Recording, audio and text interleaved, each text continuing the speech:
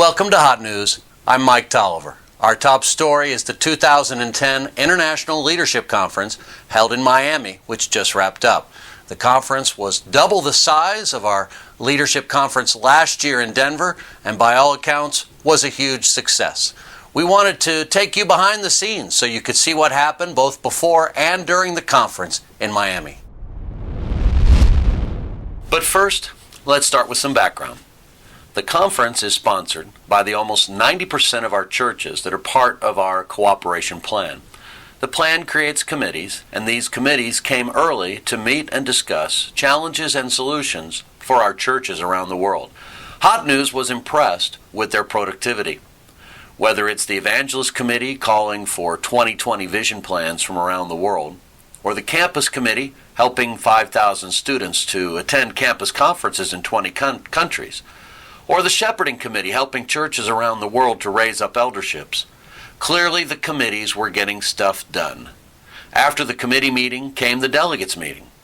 We have 33 families of churches around the world, and each one of those families of churches sent delegates to Miami to make decisions about issues that concern us all.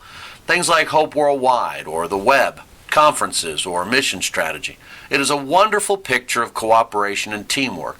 No one person is in charge, and yet everyone agrees that the time together builds unity and helps us to make progress.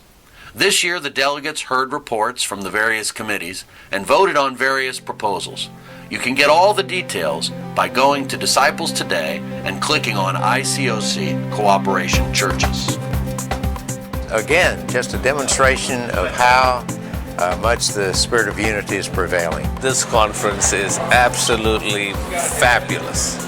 This delegates meeting is by far the best one we've had. We just keep making leaps of faith and cooperation and unity every year. And it was an incredible time to see the unity, the camaraderie of the brotherhood. Encouragement, the faith, the vision. It's been very encouraging just to see how as a fellowship we've progressed even in the last couple years. The actual conference started Thursday, and it was phenomenal. Perhaps our best in a decade.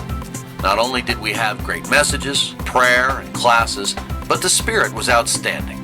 There is no denying the fact that our fellowship is in the middle of a huge turnaround. The ICOC is growing, and we seem to be ramping up for a decade of 2020 expansion and church planting. For the first time in 10 years, all 20 of our 20 largest churches grew last year. And there's no question that people are staying faithful in far greater numbers. We were thrilled to be able to host a conference this year entitled The Mission. We had 2,000 participants from 55 different countries. And I have never been more excited about our future than I am right now. The one that really impressed me most is that we have actually opened up a decade of our dedication to missions.